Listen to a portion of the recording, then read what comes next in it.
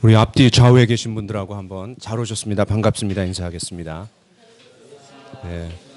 특별히 한 주간 동안 하나님이 계시지 않는 곳, 말씀이 없는 곳, 또 성령의 역사가 희미한 곳, 그곳에 가셔서 열심히 선교 사역을 감당하고 오신 우리 편용옥 집사님이 오늘 새벽에 들어오셨습니다. 저 뒤에 우리 박수로 격려하겠습니다. 네. 수고 많으셨습니다.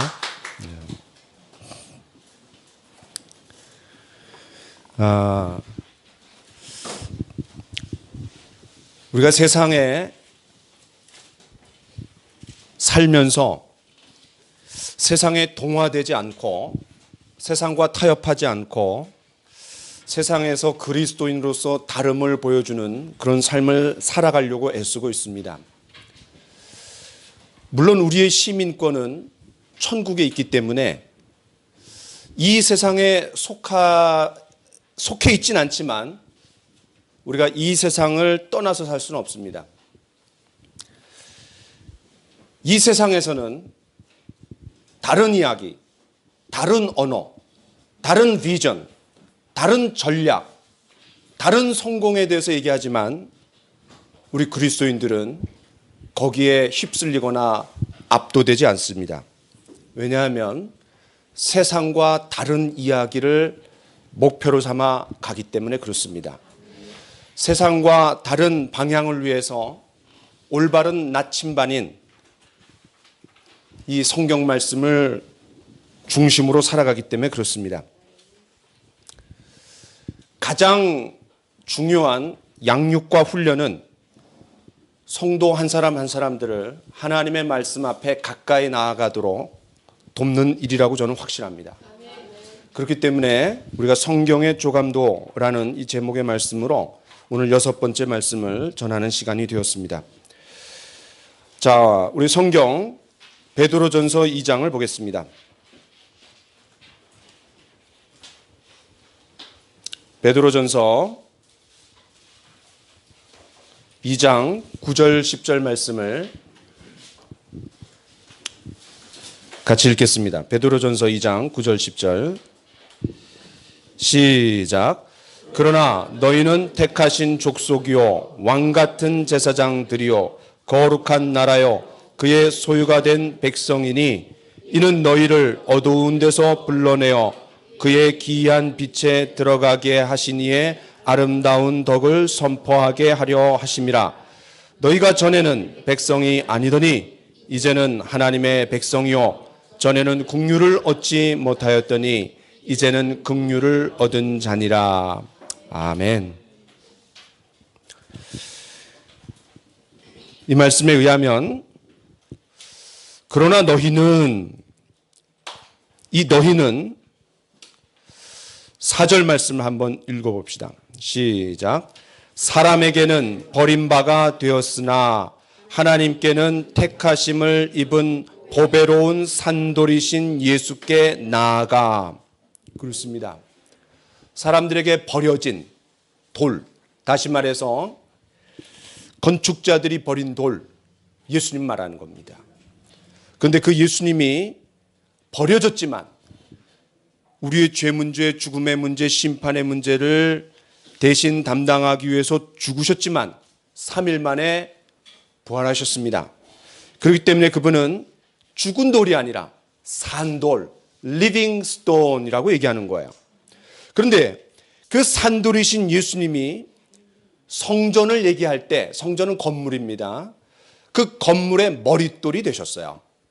그 머릿돌 위에 옆으로, 위로, 아래로 돌들이 붙어야지 건물이 이루어지는 겁니다.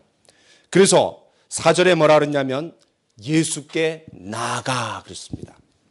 여기서 나아갔다라는 것은 우리의 죄를 회개하고 우리의 죄 문제, 죽음의 문제, 심판의 문제가 해결되었다라는 것을 증명하시기 위해서 십자가에 죽으시고 부활하신 예수님께 믿음으로, 예수님을 영접함으로 나아갔다라는 거예요.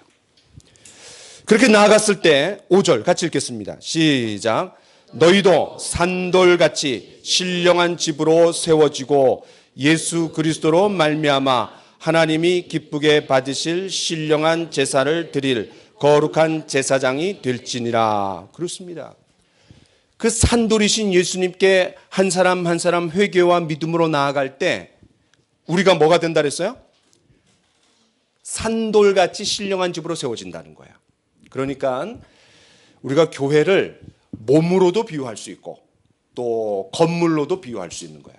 여기서는 건물로 비유하고 있는 겁니다. 그러니까 9절에 그러나 너희는 무슨 말이에요? 그렇게 산돌이신 예수님께 회개와 믿음으로 나아간 한 사람 한 사람이 모아진 교회는 이런 말이에요. 교회는 거듭난 그리스도인들은 어떤 존재라는 거예요? 택하신 족속이요. 과거에는 이스라엘 백성들을 혈통으로 택하셨어요. 이제는 예수 그리스도의 피로 누구나 택하신 족속이 될 수 있다는 거예요. 왕같은 제사장들이요. 과거의 이스라엘 백성들은 하나님의 구속을 받아서 온 세상 사람들을 향해 거룩한 백성 또 제사장 나라가 되어야 했습니다. 마찬가지로 우리도 왕같은 제사장들이라는 거예요. 왕같은 제사장. 제사장은 하나님과 백성들 사이에서 중보의 역할을 하는 사람들이고 왕은 우리가 복음을 전할 때 그 사람의 영혼을 결정하는 왕과 같은 존재가 되었다는 거예요. 적어도 신분이. 또 거룩한 나라요. 그런데 그 구속함을 받은 교회가 세상 사람들에게 복음을 전하는 방법은 말이 아니라 다름의 삶이라는 거예요. 그 다름의 삶을 거룩한 나라요 이렇게 표현했습니다. 그리고 그의 소유가 된 백성이니 하나님께서 이스라엘 백성들을 출애굽기 19장에서 너희는 내 소유가 되겠고 똑같이 소유된 백성.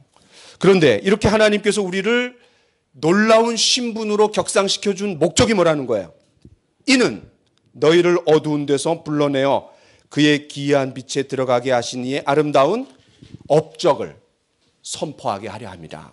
정말 우리가 죄를 용서받고 또 그리스도를 중심으로 산돌들이 되어갖고 신령한 집으로 세워지고 마음의 평강과 기쁨과 행복을 누리며 살아가고 있다면 우리에게 이루신 그 하나님의 놀라운 역사를 전하지 않고는 배길 수 없을 겁니다. 자, 이 말씀을 이제 중심으로 오늘 성경의 조감도 제가 기대하기는 마지막 시간이 되었으면 좋겠어요. 왜냐하면 너무나 많은 분들이 힘들어하시기 때문에 66권을 다루니까 힘들어요. 그래도 입에 써야 또 양약이라 그랬습니다. 여러분에게 틀림없이 좋은 기회가 될 거고 성경을 보는 눈이 열릴 줄 믿습니다. 자, 여러분 주보를 오늘 받으셨는데 그 주보 여기에다가 넓은 면이 있잖아요. 이 넓은 면을 세로로 사용하지 말고 넓게 사용하셔갖고 그림을 좀 그리겠습니다. 오늘 이제 6번째 시간인데 제 생각에는 지난 5번이 오늘을 위해서 존재하는 거예요. 그 5번 안 오셨더라도 오늘 오시면 대박입니다. 야, 그러니까 하여튼 진민이 또 우리 새로 오신 분 하여튼 대박입니다. 자, 그러면 이제 제가 하는 대로 여러분 한번 따라서 한번 해보세요. 자, 이렇게 넓게 주보를 이렇게 넓게 보는 거예요. 자, 그럼 이제 뭐를 그리냐면은 저 이제 집을 그릴 거예요. 집을. 여러분 크게 그리세요. 가능하면.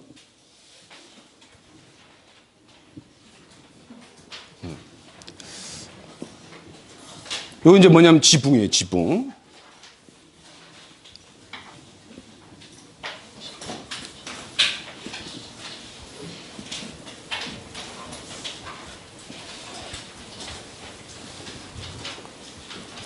자, 요 지붕이고 요 2개는 기둥이고 밑에는 뭐를 그리냐면 이제 계단을 그리는 거예요. 계단. 5개의 계단을 그려야 돼요. 6개 안 됩니다. 5개만 돼요.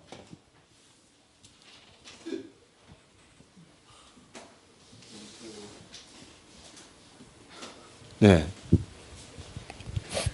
한번 그려보세요. 크게 세 부분으로 나눠져 있습니다. 위에는 지붕, 그 다음에 가운데는 기둥 2개, 그 다음에 맨 밑에는 계단이 5칸이 있습니다.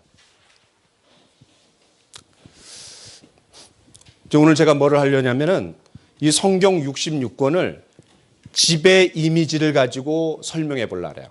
그런데 지난 5번에 걸친 내용들이 종합이 되는 거예요. 자, 여러분 성경을 어디를 피시냐면 성경의 맨 앞에 목록이 있어요. 목록.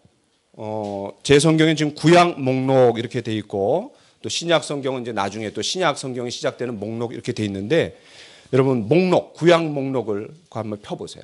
그러면 거기 39권의 구약 목록이 쫙 나와 있을 겁니다. 이거 오늘 내용을 잘 들으시면 여러분 굉장히 도움이 될 겁니다. 앞으로 신앙생활 하는데. 그리고 제가 또 프린트를 하나 나눠드린 게 있죠. 예, 한눈에 보는 구약 성경 연대기표 분류 이렇게 되어 있는데 제 마음에 쏙 들진 않지만 그래도 이거 그냥 잘 찾았어요. 제가 어떻게 잘 찾아가고 제가 그린 건 아니고 누가 그려놓은 건데 요거를 좀 토대로 제가 설명을 해나가도록 그렇게 하겠습니다. 자, 여러분 다 그리셨어요? 예. 자, 그러면 성경 전체 66권을 이 지배 이미지를 가지고 제가 이제 표현해 보려고 해요. 자, 집으로 들어가려고 해요. 그러면 제일 먼저 계단을 올라가야 돼요. 원래 좋은 집들은 양옥집들은 계단이 있습니다. 계단을 올라가고 현관이 있고 그다음에 이제 문을 열고 들어가는 거예요. 그렇죠? 네. 자, 계단.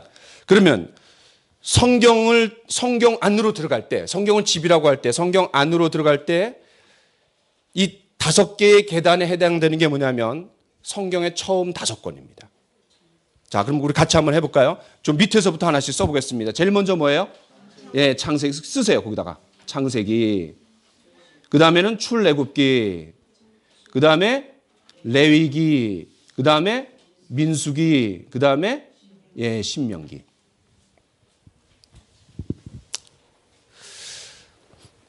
성경을 이해하고 성경을 내 것으로 삼고 성경에 지배받는 삶으로 살아가려고 하는 사람들은 성경의 처음 5권을 잘 이해해야 됩니다.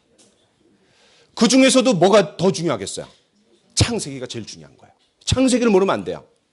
창세기. 왜냐하면 여러분 우리가 이 그림 여러분 아주 익숙해요. 우리가 성경을 6개의 기호로 표현했는데 첫 번째와 두 번째, 세 번째 요게 다 어디에 있냐면 창세기에 있는 거예요. 그렇죠? 그리고 요 나머지에 대한 얘기도 희미하게나마 보여졌어요. 그러니까 요 3가지가 그냥 선명하게 창세기에 들어가 있고 그러니까 요 앞에 3가지를 모르고 나머지 이야기는 의미가 없잖아요. 그렇죠? 자, 그래서 요 5권의 책이 그렇게 중요해요. 제가 이제 성경을 깨달아 가려고 애를 쓰고 있었는데 어떤 분이 저한테 이렇게 얘기하더라고요. 시간 날 때마다 모세오경을 읽어라 그러더라고요. 야, 그래갖고 제가 시간 날 때마다 진짜 모세오경 열심히 읽었어요. 그래갖고 창세기부터 신명기까지 그냥 시간 날 때마다 읽는 거야. 특히 방학 때 많이 읽었어요. 방학 때. 학교 다닐 때. 창세기 1장부터 50장까지 1장은 무슨 내용, 2장은 무슨 내용, 3장은 무슨 내용. 출애굽기 1장, 2장, 3장. 그러면서 그냥 하나하나를 읽어나가는 거예요. 자, 그러면 창세기는 여러분 그 무슨 내용이에요? 창세기. 창세기는 시작, 출발이란 뜻이에요. 영어로 하면 제너시스예요. 여러분 제너시스 하면 더 잘 이해하시죠. 그러니까 제너시스라는 차가 여기서 나온 거예요. 성경이 대단한 거죠. 제너시스는 시작, 출발. 그럼 뭐에 대한 시작이에요? 세상의 시작, 인류의 시작, 구원의 시작, 죄의 시작. 이런 것들이 쫙 나오는 거예요. 가정의 시작, 사람의 시작. 그래서 창세기는 시작에 관한 책이에요. 시작에 관한 책. 그런데 그 시작들이 우리가 여기서 보는 것처럼 그냥 X표, 그렇죠? 다 깨어지고 망가지고 그냥 훼손됐어요. 그렇죠? 그런 내용들 우리가 자세하게 살펴봤어요. 위로는 하나님과 관계가 깨지고 또 가장 친밀한 관계인 부부 간의 관계가 깨지고 또 1세대와 2세대, 세대 간의 문제가 생기고 이것이 점점 확대되어 갖고 사회의 문제, 국가의 문제, 온 인류의 문제로 퍼져가는 이야기가 창세기 3장부터 11장까지인 걸 봤어요. 더 나아가서 사람과 자연과의 관계도 깨졌다 그랬어요. 그래서 그런 인간들을 하나님께서 가만히 방치하시지 않고 구원의 역사를 이루시는 거예요. 그래서 한 사람을 불러내시는데 그 한 사람이 누구예요? 그 아브라함이에요. 그래서 아브라함을 불러내는 창세기 12장 1절부터 3절이 네 가지 면에서 엄청난 성경의 전환점이라는 걸 설명드린 적이 있어요. 궁금하신 분들은 앞에 5가지의 그런 성경의 조감도 유튜브를 참고하시면 좋을 것 같아요.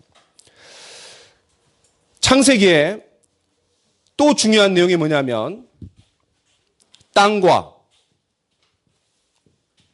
자손, 땅과 자손, 그 다음에 하나님의 축복, 요 3가지가 약속이 됐어요. 그렇죠? 우리가 지난 시간에 본 것처럼 아브람, 모든 족속이 너로 인하여 복을 얻을 것이니라. 내가 너로 큰 민족을 이루어 주겠다. 그리고 내가 너희를 가나안 땅으로 인도하겠다. 약속을 했어요. 약속. 그런데 창세기는 시작의 책이고 그리고 하나님의 구원의 역사를 이루는데 3가지. 땅과 자손과 복을 약속하는 거예요. 이거를 여러분 머릿속에 다 기억하면 돼요. 머릿속에. 그 다음에 출애굽기는 무슨 뜻이에요? 출애굽기. 출애굽기는 여러분 영어가 더 익숙하실 수 있어요. 왜냐하면 이건 아주 일반화된 영어니까 엑소더스. 그러니까 탈출, 해방이라는 뜻이에요. 그러니까 이 엑소더스라는 거는 출애굽기, 애굽을 탈출하는 이야기예요. 애굽을 탈출하는 이야기. 그러면 왜 애굽에서 이스라엘 백성들이 430년 동안 그렇게 있었어요? 물론 표면적으로는 요셉을 시기했던 형들이 팔아넘겨갖고 또 기근 때문에 그들이 애굽으로 갔지만 그러나 하나님의 전체 구속 역사의 흐름을 보면은 하나님의 백성인 이스라엘 백성들이 나올 수 있도록 애굽이라는 우산 아래에서 보호해 주시는 거예요. 보호해 주시는 거예요. 그래서 출애굽기는 말 그대로 애굽을 탈출하는, 이집트를 탈출하는 이야기예요. 그 다음에 레위기는 뭐예요? 레위기. 자, 출애굽기는 이집트를 탈출하는 이야기지만 출애굽기가 40장까지 있어요. 40장. 그런데 이집트를 탈출하는 이야기는 길게 잡으면 1장부터 15장. 왜냐하면 1장에는 기하급수적으로 늘어나고 이집트의 왕이 부담을 느끼는 내용이 나오고 15장은 홍해를 건넜기 때문에 다시는 홍해를 건너서 애굽으로 갈 수 없어요. 그러니까 길게 잡으면 1장부터 15장, 짧게 잡으면 7장부터 제1재앙이 시작돼요. 여러분 이미 출애굽기를 다 읽었잖아요. 우리 성도님들, 그죠? 성경 읽기 우리가 하고 있기 때문에 지금 다 읽었기 때문에 다 아는 걸 전제로 제가 말씀드립니다. 7장에 제1재앙이 시작이 되는 거예요. 제1재앙이 뭐예요? 물이 피가 되는 거예요. 그렇죠?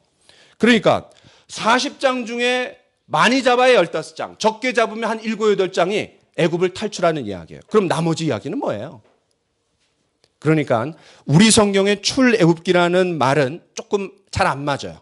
제가 아까 엑소더스라는 말을 뜻이 뭐라 그랬냐면 탈출, 해방이라 그랬어요. 그러면 뭐로부터 탈출하느냐? 1차적으로는 물리적인 속박인 430년 동안 애굽의 속박에 있었는데 거기서 탈출하는 게 1차적인 목표예요. 근데 더 중요한 거는 그들이 하나님을 모른다는 게 더 심각한 문제예요. 그래서 하나님을 알지 못하는 무지로부터의 탈출이 심각해요. 그런데 더 심각한 건 뭐냐면 하나님으로부터 떠나 있는, 하나님으로부터 소외되어 있는, 하나님과 함께 동행하고 있지 않은 하나님의 임재로부터 떠나 있는 것이 거기서 탈출하는 게 더 중요한 거예요. 그래서 출애굽기에 가장 많은 분량을 어디에 할애했냐면 성막을 만드는 데다가 할애하는 거예요. 성막. 그러니까 출애굽기는 이집트를 탈출하는 이야기라는 이름의 뜻이지만 실제적인 의미는 뭐예요? 하나님이 그들과 함께 하고 싶다는 거예요. 무슨 얘기냐? 아담과 하와가 죄를 지음으로 말미암아 하나님의 영이 떠났어요. 그 이후에 가장 원하시는 하나님의 뜻이 뭘까요? 다시 그 인간 안에 들어오는 걸 원하시는 거예요. 다시 인간 안에. 그러니까 출애굽기에서 가장 중요한 장면은 이집트를 탈출하는 내용이 아니라 그거는 기본 전제고 더 중요한 거는 하나님께서 그 구속함을 받은 이스라엘 백성들하고 함께 거하기를 원하신다는 거예요. 그게 성전이 중요한 거예요. 성막. 자, 그런데 레위기는 무슨 내용이냐면 그런 하나님과 함께 거하는데 하나님이 워낙에 거룩하신 분이고 깨끗하신 분이기 때문에 그 하나님 앞에 우리가 나아갔고 교제하고 마음을 나누고 대화하고 하나님의 임재 가운데 살 수 있는 건 엄청난 특권이지만 동시에 뭐가 있어요? 우리 죄가 드러나는 거예요. 그래서 하나님과 가까워지기를 원하지만 하나님과 가까이 나아갈 때 드러나는 우리의 죄의 문제를 어떻게 해결할 것이냐. 그거를 다루고 있는 내용이 레위기예요. 레위기. 그 하나님과 성막에서 만나는데 우리가 죄를 질 때마다 하나님 만날 수가 없어요. 하나님은 우리를 가까이 오기를 원하시지만 우리의 죄가 하나님과 우리 사이를 갈라놓았다고 그랬어요. 이사야 59장 2절에. 그래서 그 하나님과의 관계가 회복이 되는 방법을 알려주는 책이 뭐냐면은 레위기예요. 레위기. 자, 그 다음에 네 번째 책이 뭐죠? 민수기예요. 민수기. 자, 민수기는 뭐냐면 영어로 하면 더 쉬워요. 영어로 하면 numbers예요. numbers. number가 뭐죠? 숫자예요. 숫자. 근데 그 s를 붙였으니까 숫자들 이런 뜻이에요. 무슨 말이냐? 여러분 제가 이 그림 그린 거 기억나세요?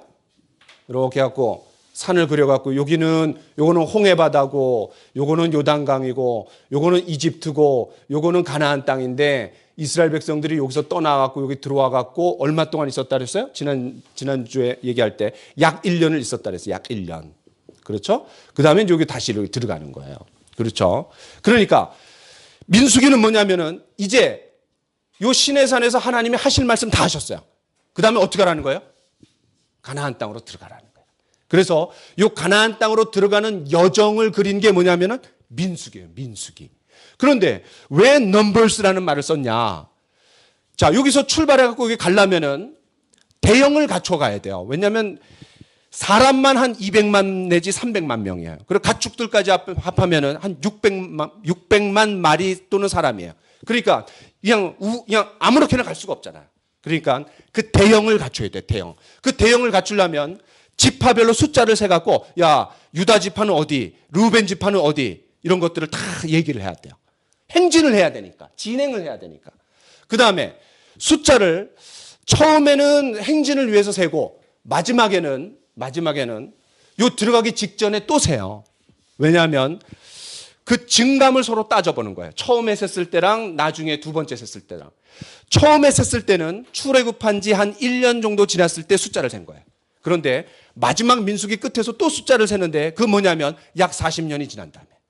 그러니까 거기 증감이 있어요. 증감. 어떤 데는 늘어나고 어떤 데는 줄어들고. 그 왜 중요하냐? 나중에 가나안 땅에 들어갈 때 가나안 땅에 들어가고 분배를 해요. 땅을 분배. 그러면 각 족속이 숫자가 중요하잖아요. 그렇죠? 그래서 두 번 숫자를 셌다 해갖고 넘버스라고 이렇게 했어요. 이해되시죠? 네. 그래서 출애굽기는 창세기는 여기에서의 이야기고, 그렇죠? 그 다음에 출애굽기는 여기에서 여기 탈출하는 이야기고, 여기서 오랫동안 지내는 이야기고, 그 다음에 레위기도 여기에서 주어진 거예요. 그렇죠? 레위기도. 그 다음에 민수기부터 이제 진행하는 거예요. 진행. 이해되시죠? 자, 그 다음. 신명기는 무슨 책이에요? 신명기는 자, 여기에서 다시 말해서 요단강 건너기 전에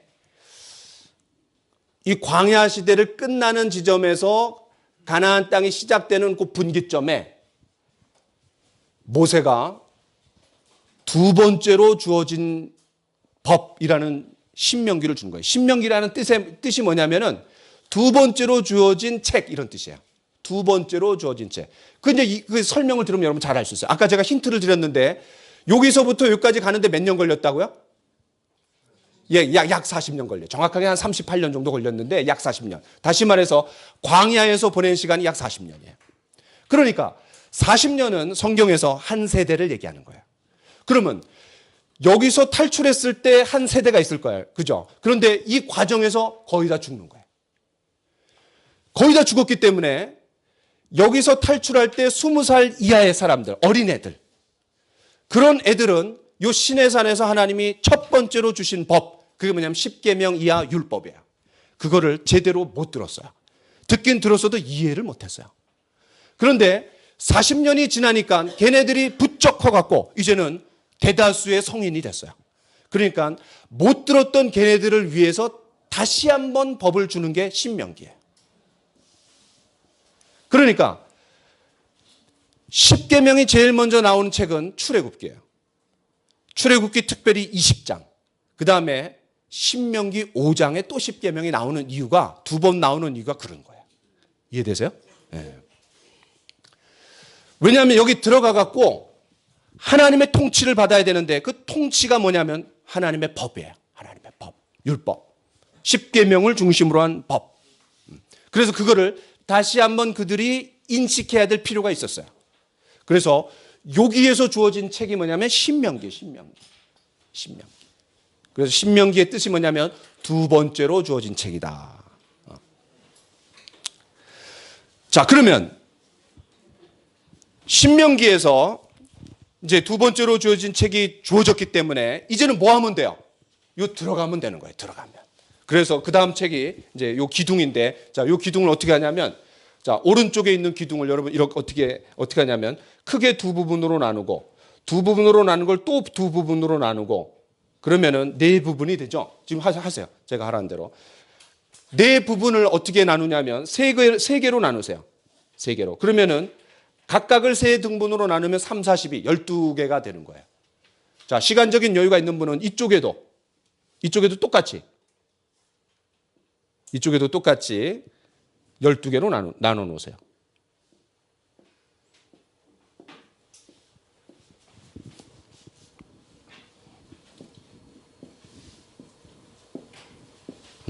그러면 두 기둥이 있는데 한쪽 기둥도 12개, 또 바른 쪽 기둥도 12개예요. 그렇죠. 칸이 12칸이에요. 자, 그러면은 창세기부터 신명기까지는 하나님이 약속한 땅, 그리고 그 땅에서 이루어질 나라, 이스라엘을 위한 준비예요. 그래서 땅과 자손과 축복을 약속했는데 이미 이루어진 건 뭐예요? 자손이 이미 생겼고, 그렇죠? 아브라함 한 사람을 통해 갖고 약 300만 정도에 되는 엄청난 사람으로 불어났어요. 국가를 이룰 만큼. 그 다음에 하나님의 통치의 법. 여기서 말하는 법은 우리가 하고 싶은 거를 하지 못하도록 만드는 법, 이런 게 아니에요. 그러니까 영어로 하면 이제 우리가 그 국가의 통치법 이렇게 얘기하면 law라 그래요. law. 근데 law가 아니라 instruction이에요. instruction이 뭐냐면 가르침이에요. 가르침. 그러니까 우리가 자녀를 낳아갖고 그 자녀들이 사회에, 국가에 한 일익을 담당하는 사람들이 되도록 하기 위해서 가르쳐야 돼요. 그 가르침은 물론 때로는 그들이 하고 싶은 거를 욕구를 하지 못하도록 막는 제한도 되지만, 그러나 그 가르침을 잘 배웠을 때 오히려 더 큰 자유를 얻는 거예요. 그리고 자기가 그 국가에 그런 기여할 수 있는 거야. 그런 것처럼 가르침이에요. 가르침. 무슨 말이냐? 하나님께서 인간을 처음에 창조하셨는데 그 인간이 가장 최적의 삶에서 행복함을 누리고 기쁨을 누리도록 하기 위해서 하나님이 주신 법이 뭐냐? 그게 율법이라는 거예요. 더 쉽게 얘기하면 매뉴얼이에요. 매뉴얼. 자, 그래서 자손과 복은 주어졌는데 뭐가 아직 안 주어졌어요? 땅이 아직 주어지지 않았어요. 자, 그래서 이제 여기서부터는, 요 기둥에서는 땅이 주어지는 이야기, 그 땅에서 살아간 이야기, 그 땅을 빼앗기는 이야기가 요쪽 기둥이에요. 자, 그러면 순서대로 한번 써보겠습니다. 그럼 여섯 번째 책이 뭐예요? 예, 여호수아예요. 여호수아. 한번 써보세요.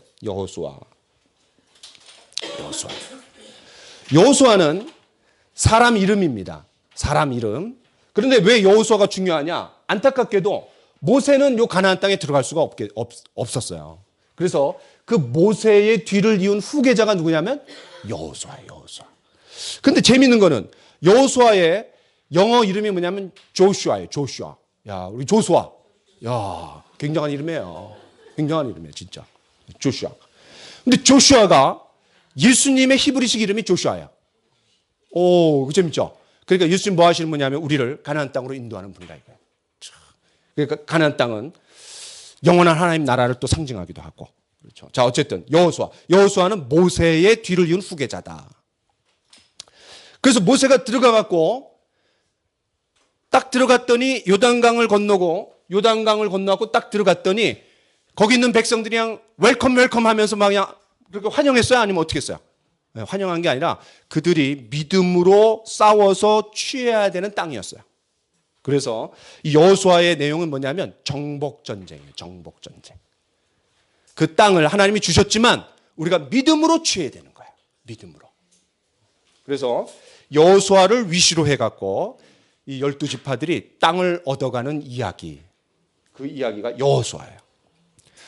그 다음에 이제 땅을 얻었어요. 대부분 지파들이 땅을 얻었어요. 다는 얻지 못했지만 대부분 지파들이 땅을 얻었는데 그 다음에는 책의 이름이 뭐예요? 사사기예요. 사사기. 야, 우리가 지난 시간에 사사기 보면서 그냥 마음이 너무 아팠어요. 왜냐하면 사사들이 그냥 통치할 때는 평강이 있었지만 또 그들이 시간이 지나면 또 악을 범하고 하나님이 그냥 또 심판하시고 부르짖고 울고 이런 내용들이 7번 반복된다 그랬어요. 자, 사사기는 영어로 하면 더 쉬워요. 제가 영어로 사사기 뭐라 그랬죠? 저지. 저지는 뭐냐면 재판관 이라는 뜻이에요. 저지는 재판관. 여러분 잘 안 보이시죠? 이렇게 하면 더 잘 보일까?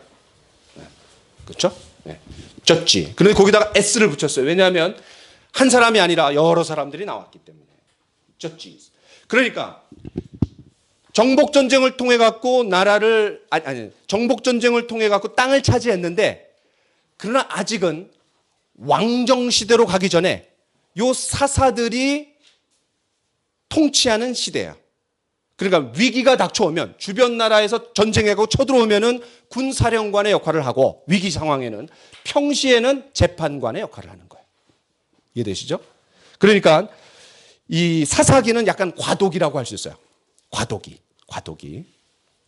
우리가 이제 과도 정부 이런 거 얘기를 하잖아요. 그죠? 한 나라가 세워지는 데 있어서 식민지하의 통치를 받다가 한 나라가 세워지는데 그 중간에 이제 과도 정부가 있는 거 아니에요. 그렇죠?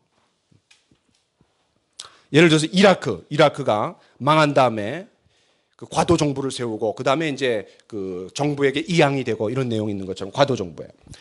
그 다음에 사사기 다음에 무슨 책이에요? 룻기예요. 룻기. 야, 이 룻기는 조금 생각할 필요가 있어요.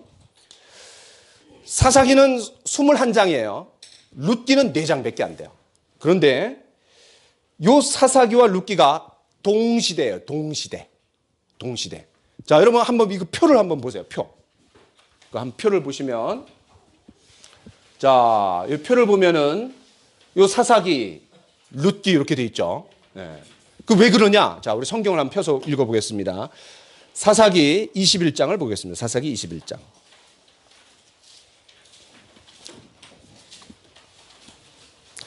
자, 사사기 21장 25절을 같이 읽겠습니다. 사사기 21장 25절. 시작. 그때에 이스라엘에 왕이 없으므로 사람이 각기 자기의 소견에 옳은 대로 행하였더라. 그러니까 이 사사시대는 굉장히 혼란한 시대였어요. 눈에 보이는 왕은 없지만 실제 왕은 누구예요? 하나님이시죠. 하나님이세요. 그래서 하나님께서 그들을 지파 공동체로 통치하며 다스려 가시는데 얘네들이 그 땅을 차지한 다음에 그 주변 나라들을 보니까 다 뭐가 있어요? 왕들이 있는 거예요. 그러니까 우리에게도 왕을 달라 막 이런 얘기 하는 거예요. 어쨌든 그 사사시대는 반복되는 순환이 7번 반복되면서 아주 그냥 혼란기 그리고 하나님 앞에 그냥 죄악스러운 시기라는 것을 우리가 지난 시간에 이미 봤어요. 그런데 룻기 1장 1절을 읽어보겠습니다. 시작. 사사들이 치리하던 때에. 그렇죠. 그 동시대. 그럼 어떻게 구분하느냐? 자,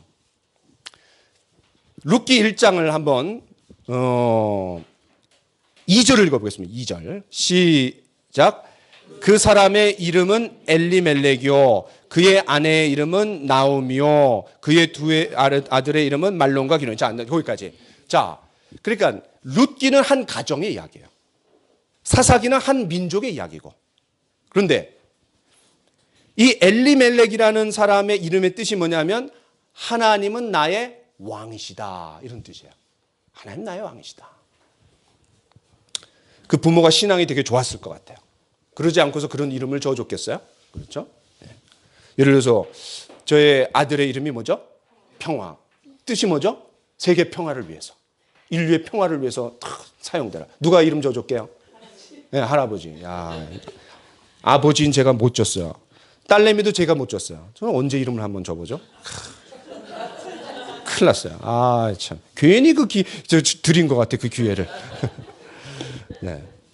그러니까 세계 평화를 위해서 또 성경에서는 샬롬이 샬롬. 또 헬라에서는 에이레네. 그러니까 주님의 평강. 그러니까 참 의미가 굉장히 다의어인데 하여튼 그런 신앙인이기 때문에 신앙인의 이름을 주는 거예요. 그것처럼 엘리멜렉이다.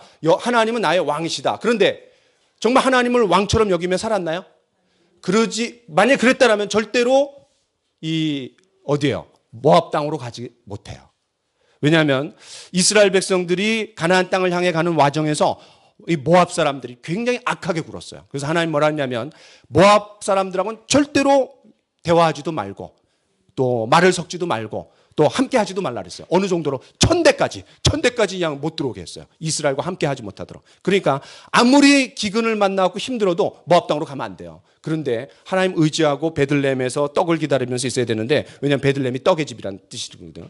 그래서 이 룻기의 엘리멜렉의 가정이 모압 땅으로 갔다는 것 자체는 사사 시대랑 똑같은 거예요. 뭐예요? 하나님의 통치 가운데 살지 못했다라는 거예요.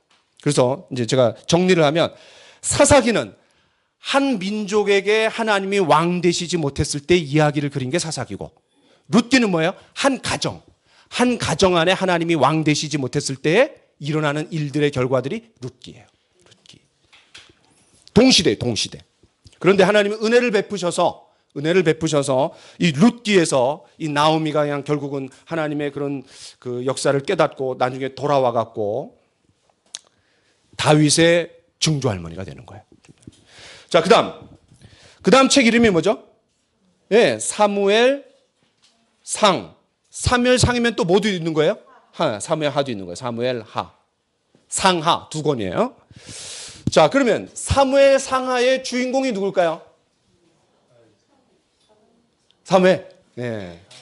그렇게 대답할 것 같아서 제가 질문한 거예요. 예. 아닙니다. 사무엘상하의 주인공은 다윗입니다.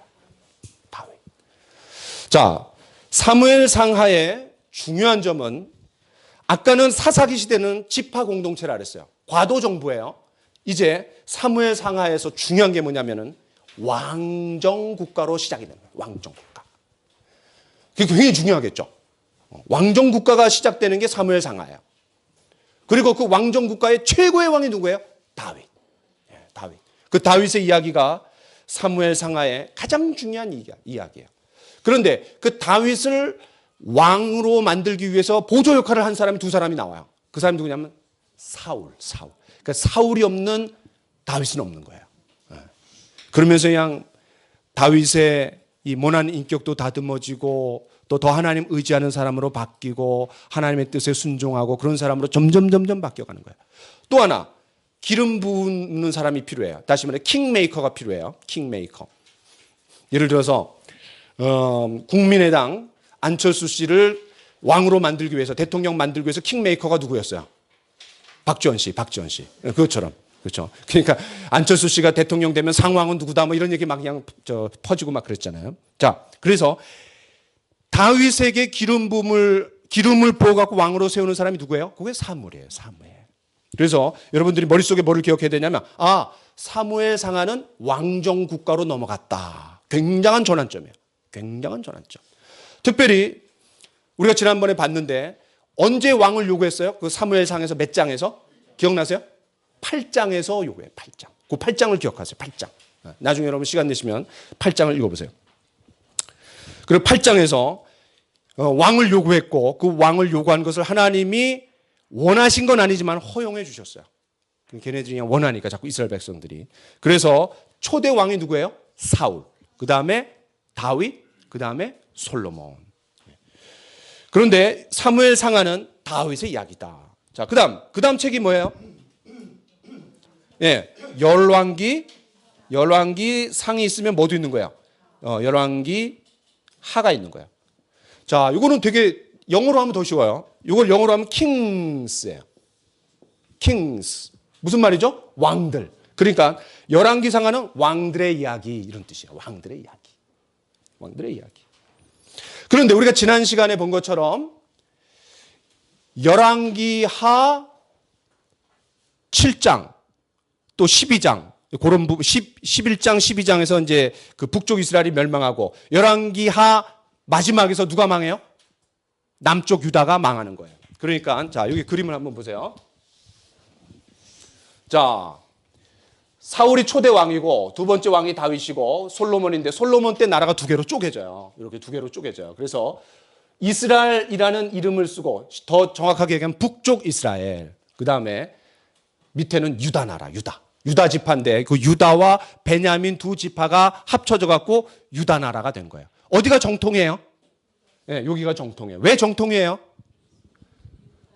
예, 예루살렘 성전이 있고 예루살렘 성전에서 성전이 있기 때문에 일하는 제사장들이 있고 레위인들이 있고 그다음에 그 성전을 중심으로 절기가 있는 거예요. 절기. 그래서 이 이스라엘의 절기는 굉장히 중요해요. 왜냐하면 하나님 중심적인 신앙을 갖고 있는 사람들이라는 표시예요. 그래서 그런 것 때문에 이 유다가 정통이에요. 근데 여기서 떨어져 나갔어요. 그래서 북쪽 이스라엘. 근데 어디가 먼저 멸망했어요? 당연히 여기가 먼저 멸망하죠. 그렇죠. 그래서 여기 멸망하는 시기가 언제냐면 BC 722년이에요. BC 722년. 그다음에 근데 얘네만 멸망한 게 아니라 얘네도 멸망해요. 그 멸망하는 시기가 뭐냐면 BC 586년. 그러니까 얘네보다 얘네가 약 한 130년 정도 더 오래 끌었어요. 그러나 똑같이 멸망했어요. 자, 그거를 여기서 시간적으로 보면은 자, 여기 722년에서 여기 북이스라엘이 아수르에게 멸망했다. 그다음에 586년에 바벨론의 포로로 멸망했다. 나오는 거예요. 여러분 거기 그 바인드에다가 꼭 껴놓고 성경 읽을 때 아, 대략 여기구나 이렇게 보시면 좋을 것 같아요. 자, 그래서 열왕기 상하는 영어로 하면 kings, 왕들의 이야기예요. 그다음 열왕기 하 다음에 뭐가 있어요? 예, 역대상. 그럼 뭐가 또 있는 거예요? 역대하가 있는 거예요. 역대하. 자, 역대상하는 여기서 말하는 역대라는 거는 어느 동아리에 들었다. 그러면 그 동아리에 역대 회장 이렇게 역대 1대 회장, 2대 회장 이런 거 있죠. 그럴 때 쓰는 역대가 그런 역대예요. 그래서 이 역대상하는 어디의 역사를 중심으로 기록했냐면 얘네들의 역사는 하나님 편에서 봤을 때는 없는 역사예요. 나라는 크고 또 국가로 이렇게 뭐 활약은 했지만 하나님의 시야에서는 없는 나라예요. 그러니까 어디 중심으로 이야기를 펼쳐나가냐면 여기 중심으로 펼쳐나가요. 그리고 요 중심으로 펼쳐져 나가지만 진짜 성군이 누구예요? 최고의 이상적인 왕이 누구예요?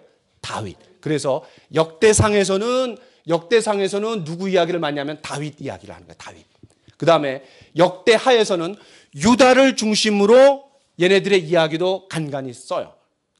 그러니까 열왕기하 마지막에서 유다 나라가 멸망하고 또 역대하 마지막에서도 유다 나라가 멸망하는 거예요. 근데 어쨌든 역대상하는 유다 중심으로 남쪽 나라인 유다 중심으로 이야기를 전개해 나가고 있다. 그 중에 특별히 누구에게 초점을 맞추냐면 다윗. 이해되시죠? 네. 자, 그러면 이제 위에 몇 칸이 남았죠? 3칸이 남았어요. 자, 그러면 이제 성경에 세 책이 뭐냐면 역대하단 뭐예요? 에스라, 느헤미야, 에스더. 제가 잘 아는 분이 계신데 그분이 딸을 낳고 아들을 낳았어요. 그래서 딸의 이름을 에스더, 그다음에 아들의 이름을 에스라라고 줬어요. 저는 이런 식의 이름을 지면 되게 좀 싫었을 것 같아요. 저는 그렇죠. 너무 다르니까. 그래서 얘네들한테 물어봤어요. 야, 너는 니네 이름이 마음에 드냐고. 자기 마음에 든대요. 마음에 든다는데 어떻게 하겠어요? 예. 자, 여기서 중요한 거는 에스라와 역대하 사이에 구분이 있어요. 뭐죠? 나라가 멸망했어. 나라가 멸망했기 때문에 뭐도 망가졌냐면 성전도 망가졌어요. 다 때려 부셨단 말이에요. 그러니까 에스라는 여러분 머릿속에 뭘 기억하냐면 성전 재건 이렇게 기억하시면 돼요. 성전 재건. 나중에 고레스 왕 때 다시 고토로 돌아와 갖고 그 성전을 다시 회복하는 거예요. 물론 그 회복된 성전은 솔로몬 성전에 비하면 너무 보잘것이 없어요. 그런데 어쨌든 성전이 회복되는 거. 그 다음에 느헤미야는 여러분 머릿속에 뭘 기억하냐면 성전이 회복됐기 때문에 이제 뭐가 필요해요? 성벽이 중건되는 거예요. 다 그냥 회파된 이 성벽이 예루살렘 성벽이 다시 중건되는 이야기가 느헤미야예요. 느헤미야. 그 다음에 에스더. 에스더 하면 여러분 뭐가 생각나요? 죽으면 죽으리라. 그러죠. 이건 제가 더 이상 설명하지 않겠습니다. 그런데 이거를 시대적으로 따지면은, 자, 보세요. 자, 시대적으로 따지면 열왕기 상하, 열왕기 상하가 있고, 그런데 역대 상하가 요 뒤에 이어지지만 시대적으로 따지면 여기에 밑으로 들어가는 거예요. 동시대니까. 그렇죠. 그 다음에 에스라, 느헤미야. 그런데 에스더는 에스라보다 조금 앞입니다. 그러니까 요게 같이 한 무더기예요. 요게 한 무더기. 시대적으로. 자. 그 다음. 자, 그러면 이제 정리를 하겠습니다. 그러면 요 12개의 기둥에 해당되는 12개의 책을 뭐라 그러냐? 여러분, 이렇게 갖고 뭐라고 쓰냐면, 이스라엘의 흥망성쇠 이렇게 써놓으세요. 흥망성쇠. 흥망성쇠. 이스라엘의 흥망성쇠. 무슨 말이냐? 나라를 차지해갖고 땅에 들어갔는데 그 땅에 들어갔고 쫙 그냥 흥왕하다가 나중에는 그냥 쇠락하는 거야. 근데 그 쇠락하는 이 내리막길이 너무 가파라. 그냥 쫙 가파라. 그 가파른 길에서 제동한 사람들이 있었어요. 제동. 그 제동한 사람들이 누구냐면 왕들이, 여러분 뭐 히스기야, 또 요시야, 또 여호사밧, 또 요라망, 뭐 이런 사람들이 그냥 막아서려고 애를 썼는데 이게 너무 가파른 그냥 가속도가 붙었고 결국은 이걸 막아서지 못해서 그래서 나라가 멸망하는 거예요. 그래서 여러분이 이 12개의 책을 이스라엘의 흥망성쇠. 그러면 이 5개의 책을 모세오경이라고 한다면 이 12개의 책은 뭐라고 할 수 있어요? 역사서라고 할 수 있는 거예요. 역사서. 이해되세요? 그러면 처음에 5권은 약속을 한 거예요. 약속. 뭐에 대한 약속? 땅과 자손과 하나님의 축복에 대한 약속. 그런데 이 약속이 성취된 게 어디예요? 여기서 성취된 거예요. 그런데 그것이 완전히 성취되지는 못했어요. 왜냐하면 완전한 하나님의 나라가 이루어지지 못했잖아요. 결국 망했잖아요. 그렇죠? 자, 거기까지 여러분 이제 이해하시면 되고. 그럼 이제 요거의 상대적인 이 기둥을 좀 설명해 보겠습니다. 자, 그럼 여러분 이제 다시 목록으로 가보세요. 구약의 목록으로 한번 가보세요. 자, 이제 빨리 지나가겠습니다. 목록으로 지나가는데, 그러면 에스라, 느헤미야, 에스더 다음에 5권이 있는데 곧 넘어가 갖고 그 다음에 이제 뭐가 있냐면은 호세아부터 보세요. 호세아. 자, 그러면 여기서부터 쓰는 겁니다. 호세아. 그 다음 뭐죠? 호세아, 요엘, 그 다음에 아모스, 그 다음 뭐예요? 오바댜, 그 다음에 요나, 그 다음에 뭐예요? 미가, 그 다음에 나훔, 그 다음에 하박국, 그 다음에 스바냐, 학계, 스가랴, 말라기. 이렇게 12개. 그렇게 쓰세요. 다 쓰지 말고 그건 집에 가서 쓰시고 앞 글자만이라도 써놓으세요.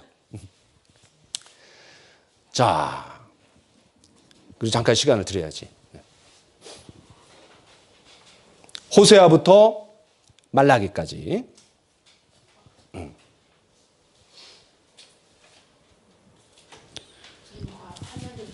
화면.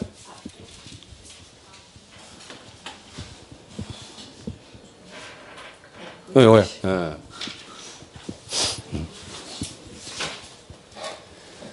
자, 나중에 이제 유튜브 보면 다 나와요. 다 나오니까.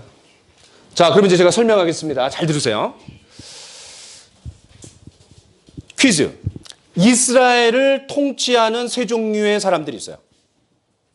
다른 말로 하면 기름 부음을 받는 세 종류의 사람들이에요. 누구죠? 예. 왕과 제사장과 그 다음에 선지자예요. 자, 선지자는 제가 가운데다 쓸게요. 이 세 종류의 사람들이 이스라엘을 다스리는 거예요. 그런데 왕과 제사장은 세습이 가능해요. 무슨 말이냐면 기득권층이에요. 그러니까 아버지가 똑똑하면 다행인데 그 아들이 띨빵하면은 그래도 그냥 왕이 되는 거예요. 그래도 제사장이 되는 거예요. 그게 문제가 있어요. 또 기득권층이라는 거는 이 권력을 갖고 있기 때문에 절대 권력은 어떻게 돼요? 절대 권력은 언제나 타락하게 돼 있어요. 그러니까 왕들과 제사장은 타락하게 되어 있어요. 결국 왕들하고 제사장들이 타락했기 때문에 나라가 멸망하는 거예요. 그런데 그때마다 안전장치로 하나님 뭘 주셨냐면 선지자를 주신 거예요. 왕과 제사장은 아버지가 왕이면 아버지가 제사장이면 아들도 왕 제사장이 돼요. 그런데 선지자는 아버지가 선지자라고 아들도 선지자가 될 수 없어요. 그러니까 선지자는 왕은 유다 계열의 그 다윗 계열의 그런 사람들이 왕이 되는 거고 제사장은 누가 되는 거예요? 예, 레위족 그리고 특별히 아론의 계열. 그런데 선지자는 어떤 사람들이 되냐? 하나님이 부르시는 사람이 선지자가 되는 거예요. 하나님 부르시는 사람. 그래서 선지자 또는 예언자 같은 말이에요. 선지자 또는 예언자. 그래서 하나님이 왕들과 제사장이 타락할 때 너희들 그렇게 하면 안 된다. 하나님 앞에 범죄한 거다. 우리가 아까 찬양했던 것처럼 돌아와라 라는 얘기를 늘 했던 사람들이 선지자였어요. 그럼 선지자의 삶은 행복했을까요? 비극적이고 힘들고 외롭고 고독했을까요? 후자겠죠. 왜냐하면 바른 말 해야 되잖아요. 바른 말. 그러니까 바른 말하는 사람은 늘 어려운 거예요. 그렇죠. 적이만인 거예요. 적이. 그리고 생명을 그냥 걸어야 돼요. 예를 들어서 다윗이 잘못했을 때 누가 생명을 걸었어요? 네, 나단이 생명을 걸었어요. 그러니까 나단이 다윗 앞에 나갈 때 다윗을 만나기 전에 가족들을 다 집합해 갖고 오늘 내가 다윗 앞에 나간다. 그럼 내가 죽을 수도 있다. 그러면 야 큰아들 너 잘 들어. 그냥 엄마 잘 모시고 가정을 이끌어내. 이런 얘기 했을지도 몰라요. 그러니까 그 정도로 그냥 생명을 걸었다라는 얘기예요. 그 실제로 많이 죽었어요. 실제로. 그래서 여기에 있는 사람들은 뭐냐? 선지자들. 똑바른 말을 했던 사람들. 어디에게? 얘네들한테. 잘못된 길로 가고 있었을 때 올바른 얘기해갖고 그러면 안 돼. 그러면 안 돼. 다시 하나님 앞에 돌아와야 돼. 라고 얘기했던 사람들이 이 사람들이에요. 이해되시죠? 네. 그런데 특별히 어느 시기에 이 사람들이 주로 많이 활동을 했냐면 당연하겠죠. 자, 보세요. 자, 여기 보세요. 통일 왕국 시대 때는 뭐 그런 사람 별로 없어요. 그런데 요 나라가 쪼개진 다음에 여기에 있는 사람들은 북쪽 이스라엘에서 활약했던 사람들이에요. 북쪽. 요나, 아모스, 호세아. 그 중에 제일 먼저 이 선지서를 쓴 사람은 아모스예요. 아모스. 그래서 여기는 북쪽 이스라엘에서 왕들과 제사장들이 잘못하고 있을 때 그 제동을 걸었던 이런 사람들이 요 세 사람이고 더 월등하게 많은 사람들은 남쪽 유다였어요. 이것만 봐도 하나님이 누구를 더 귀하게 여기냐면 이 남쪽 유다를 더 귀하게 여기는 거예요. 그렇다고 얘네들을 또 방치하시진 않았어요. 그래서 여러분 머릿속에 요 선지자들의 역할이 어떤 역할을 했는지 머릿속에 기억하시면 되고 특별히 요 사람들이 활약했던 때는 나라가 그냥 흥청망청망 그냥 쇠락의 길을 걸어가고 있을 그때에 요때에 주로 집중해갖고 선지자들이 활동했다. 자 그러면 요 사람들을 뭐라 그러냐면 요 사람들을 묶어갖고 소선지서라 그래요. 소선지서 또는 소예언서. 소라는 말을 써야 돼요. 소. 왜 그러냐면 자 이제 지붕만 남았어요. 지붕에다가 자 이렇게 5개씩 이렇게 하겠습니다. 5개씩. 이게 뭐냐면 기와입니다. 기와. 집이 그래도 좋은 집이 되려면 기와집이 돼야 되잖아요. 네. 5개씩. 양쪽에 5개씩. 자,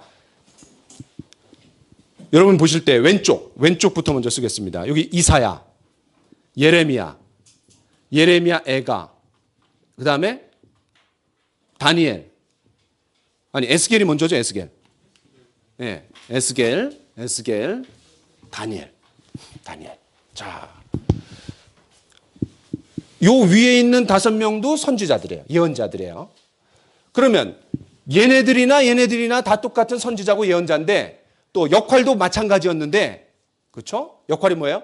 그 왕들과 제사장들이 잘못하고 있었을 때 다 제동을 걸었던 그런 바른 말했던 사람들인데 기득권층을 그 대항해서 싸웠던 사람들인데 그러면 얘네들은 왜 위고 얘네들은 왜 밑이에요?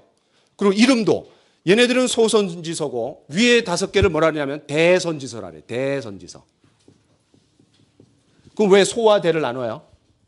왜 소와 대를 나눌까요? 얘네들은 삐리삐리한 선지자들이고 얘네들은 큰 선지자인가요? 얘네들은 개척교회 목사고 얘네들은 그냥 뭐 총회장들인가요? 그런 말이 아니라 여기서 대소를 나누는 두 가지 이유가 있어요. 첫 번째는 분량이에요. 분량. 여기 호세아부터 말라기까지는 대부분 제일 작은 건 한 장, 또 조금 세 장, 네 장, 또 긴 거는 14장짜리도 있어요. 그러니까 대부분 낱장이야, 낱장. 그런데 얘네들은 한번 따져볼까요? 이사야는 몇 장까지 있어요? 66장까지 있어요. 이사야는 66장까지 있는 이유가 성경 66권하고 똑같은 거야. 그 다음에 예레미야는 몇 장이에요? 52장. 죽을 때까지 안 잊어버려요. 왜냐하면 제가 신학대학원 시험 볼 때 예레미야가 몇 장까지 있냐? 그게 시험에 나왔어요. 안 잊어버려요, 제가. 52장. 그 다음에 예레미야, 에스겔 48장. 그 다음에 다니엘 12장. 그러니까 다니엘하고 에가만 빼놓고는, 근데 에가는 여기 예레미야랑 같이 붙어 있는, 예레미야가 쓴 거니까. 그러면은 예레미야 52장, 5장 하면 57장이야. 그러니까 이건 수십 장씩이야. 물론 다니엘은 12장밖에 안 되지만. 근데 얘네들은 다 한 장, 두 장, 세 장, 이래요. 많은 거는 12장, 14장도 있지만.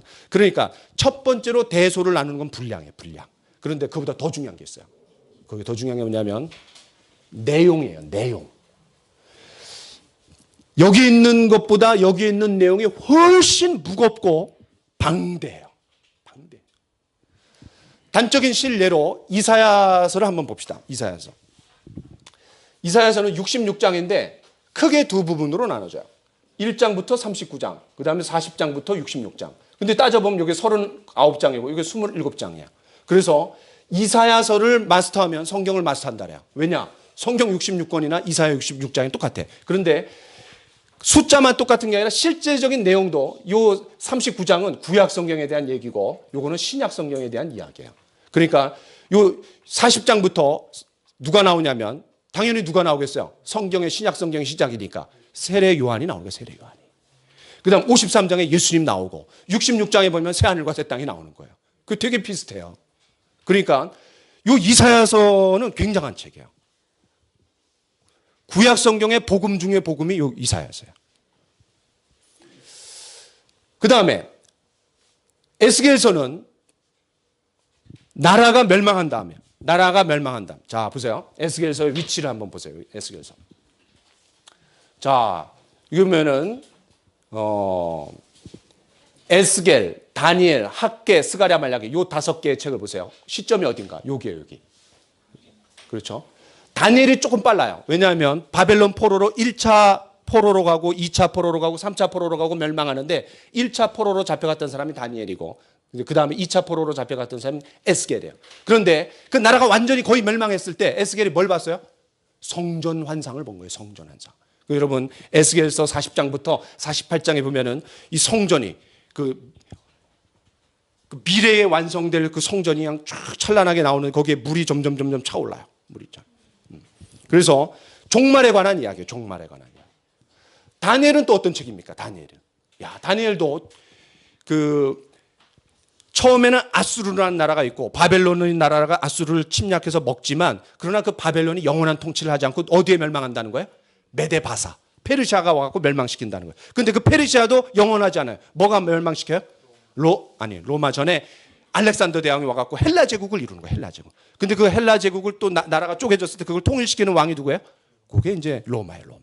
그러니까 다니엘은 성전이 뽀개지고 망가지고 그렇기 때문에 하나님이 계시지 않는데 그러면 성전이 없어지고 하나님이 안 계시면 하나님이 안 계시냐? 그게 아니라 하나님이 계속해서 역사하고 계신다. 세계 열방을 통해 갖고 열강의 나라들을 계속해서 주무르시면서 그들이 흥망성쇠를 하나님 다 예언하시면서 그대로 맞아떨어지는 거예요. 그러니까 에스겔서와 다니엘서는 유다 나라의 하나님일 뿐만 아니라 어디의 하나님이에요? 전 세계의 하나님이라는 걸 보여주는 게 이 두 책이에요. 그러니까 여기에 있는 예언서와 여기에 있는 예언서가 차이가 뭐냐면 내용의 차이가 엄청나다는 거예요. 그리고 특별히 다니엘서 같은 경우는 종말론에 관한 이야기들이 되게 많이 나와요. 그래서 에스겔서, 다니엘서를 모르면 요한계시록을 얘기할 수가 없어요. 그래서 여러분 머릿속에 여기 12명, 여기 5명은 5명이 아니라 예레미야, 에가는 같은 사람이니까 요 5권의 책과 12권의 책이 선지서인데 선지서의 역할은 이스라엘이 잘못하고 있었을 때 제동을 걸었던 그런 사람들이다. 그런데 구분을 하는 이유는 내용의 그 내용의 무게를 생각할 때 차이가 좀 있다. 자, 그다음 이제 마지막. 자, 여기 이제 5개의 책은 어떤 책이죠? 시편. 아니, 욥기부터 해야죠. 욥기, 시편, 잠언, 전도서, 아가서. 자, 요 5권의 책을 뭐라 그러냐면은 시가서라 그래요. 시가서. 그러니까 시가서라는 말은 뭐죠? 쓰여진 언어가 뭐냐면 시예요, 시. 그러니까 시는 압축적이고 상징적인 그런 것들이 많이 있어요. 그래서 욥기부터 아가서는 그 시로 되어 있다. 자, 그러면 이제 구약 성경 66권이 끝났어요. 야, 신약 성경은 뭐 못 하겠네요. 이거 언제 다 하겠어? 자, 그래서 여러분 성경 66권이 아니 그 39권 구약 성경 이렇게 구분이 되어 있다라는 거. 자, 한번 복습 한번 해보겠습니다. 자, 처음 5권 어떤 책이에요? 모세오경. 모세오경에서 뭘 약속했어요? 땅과 자손과 복을 약속했어요. 근데 아직 성취는 안 됐어요. 자, 그 다음에 그것이 성취되는 이야기가 12권의 역사서. 그런데 이 역사서의 의미는 뭐예요? 이스라엘의 흥망성쇠를 다루고 있어요. 그런데 여기에서 땅과 자손과 복에 대한 약속이 가시적으로는 이루어졌지만 궁극적으로는 이루어지지 않았어요. 그래서 궁극적으로 이루어지지 않았을 때, 나라가 멸망했을 때 그 낙심하고 절망 가운데 있었던 사람들에게 소망을 불어넣어줘야 되잖아요. 그 역할을 누가 해요? 역시 또 선지자들이 하는 거예요. 그 선지자들이 뭐를 불어넣어주는 거예요? 영원한 하나님 나라를 소망하도록 불어넣어주는 거예요. 그래서 그 영원한 하나님 나라에 대한 예언은 이 사람들이 했기 때문에 이 사람들의 내용을 성경에서 기록을 해놔야 돼요. 기록. 그래서 기록을 해놓은 선지자들이 생기는 이유가 바로 그거예요. 그래서 이걸 이제 쉽게 얘기하면 여기에서 일로 가는 거고 여기에서 일로 가는 거예요. 일로. 무슨 말이에요? 여기서는 하나님의 나라를 약속했고 여기서는 가시적으로 이루어졌고 근데 그 가시적으로 이루어진 나라 결국 멸망했단 말이에요. 그래서 멸망했을 때 그들로 하여금 눈을 들어서 영원한 하나님 나라를 바라보게 했던 사람들이 선지자들. 그 다음 이스라엘의 흥망성쇠에 대해서 이쪽에 반대편에 있는 사람들은 제동을 걸고 야 너희들 그렇게 하면 안 된다라고 왕과 제사장에게 할 말을 했던 기득권층에게 할 말을 했던 선지자들. 근데 대소로 나눠지는 이유는 분량과 내용. 더 중요한 건 내용. 여러분 기억하시면 될 것 같아요. 그 다음 이제 마지막으로 이거 하나만 그리고 마치겠습니다. 자, 이거 뭐냐면 학개, 스가랴, 말라기 그 세 칸, 그 다음에 에스라, 느헤미야, 에스더 그 세 칸 가운데다가 요 줄을 쫙 이어갖고 이렇게 한번 연결해 보세요. 너무너무 중요하니까 제가 빨간색으로 했어요. 너무너무 중요하니까. 각각의 세 칸 밑에 연결하는 거예요. 이게 뭐냐면 여러분 이렇게 써놓으세요. 70년 이렇게 써놓으세요. 70년. 집의 구조로 따지면 이걸 뭐라 하냐면 석가래라 그래요. 석가래. 그죠? 지붕과 이 그 틀을 딱 맞물리게 잡아주는. 그런데 에스라, 느헤미야, 에스더, 학개, 스가랴, 말라기 요 선에 70년은 뭐냐면 나라가 멸망한 다음에 70년 만에 회복이 되는 거예요. 70년 만에. 그래서 여러분 마음속에 아유 목사님 더하기 빼기도 못합니까? 586년에 멸망했는데 536년에 회복이 됐다면 이게 어떻게 70년입니까? 50년이지. 이러면 안 돼요. 왜냐하면 지난 시간에 뭐라 하냐면 1차 침공이 언제였냐면 BC 605년이라 그랬어요.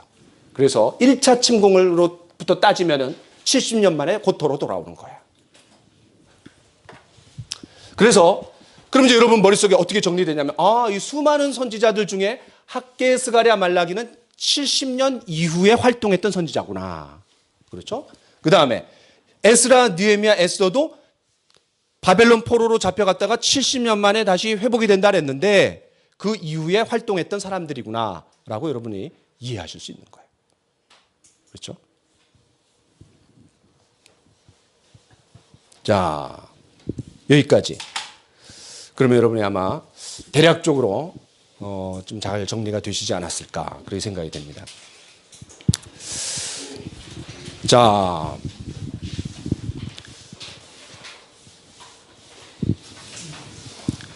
제가 할 말은 더 많지만 그 다 했다가는 또 테러가 일어날 것 같아요. 자꾸 그냥 머리에 쥐난다 뭐 이런 표현 하도 많이 들어가고 제가 많이 위축이 됐어요 지금. 예.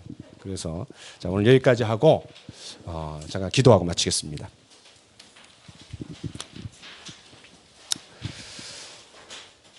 참 좋으신 주님, 우리에게 귀한 성경 말씀을 주셔서 감사합니다. 이 말씀을 하나님의 이야기인데 그러나 우리와 동떨어진 이야기가 아니라 우리 자신의 이야기로 받아들일 수 있도록 축복하여 주옵소서.